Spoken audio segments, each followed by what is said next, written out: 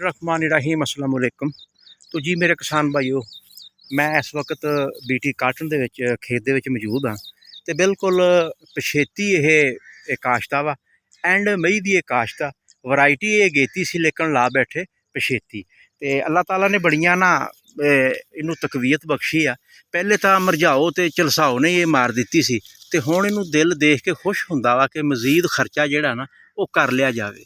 मतलब है तुसीं देख लो ना कि नवीं फ्रूटंग और टिंडा भरपूर है। देखो ये तकरीबन सारे पौधे जिहड़े है ना जिन्ने भी इस वक्त इस कंडीशन दे विच जिस कंडीशन मैं तुहानूं दिखा रहा। तो मेरी गल करन दा मकसद है कि पैवस्तारा शजर से उम्मीदे बहार रख। तो तुसीं ना इंशाअल्लाह ताला बिल्कुल दिल ना सुटो। जिन्हां दे खेत अच्छे है ना साफ सुथरे आ, चाहे वह गेते आ चाहे वह पछेते आ, तो वह हुण ना थोड़ा जिहा एक कदम अगे होर जाण। तो अगर असीं खर्चा बहुत ज़्यादा कर लांगे ना तो फिर पल्ले कुछ नहीं पेगा। तो स्प्रे जिहड़ी है ना हर हफ्ते तो बाद रिपीट कर लो। तो बहुत महंगे कंबीनेशन करने की जरूरत कोई नहीं। आम जिहा ये मैथड आ जिहड़ा मैं तुहानूं दस दिना कि अज जिहड़ा मैं करवा रहा कि तुसीं ना चैक करो।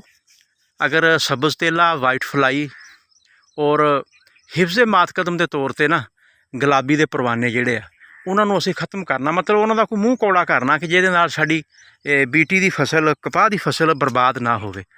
तो 900 ग्राम वेपरोफजीन लै लैनी है। अच्छा स्प्रे आ, लश ग्रीन कर दिंदा वा कपाह की फसल नूं।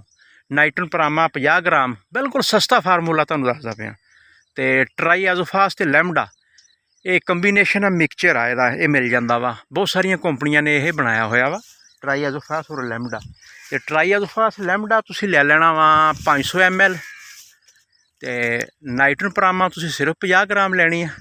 तो वेपरोफजीन अगर प्रैशर थोड़ा ना वाइट फ्लाई का तो तुसीं 900 ग्राम 2 किल्लियां ते भी कर सकते, 450 ग्राम फी किला। लो जी फार्मूला तुहाडे सामने मैं तैयार कर दिता वा। तो तुसीं इहदे ते अमल पैरा हो के आपदे कपाह दे खेतां नूं तसल्ली दे नाल स्प्रे करो और इनू तुसीं बचा सकते हैं वाइट फ्लाई तो, सब्ज़ तेले तो और गुलाबी सुंडी तो।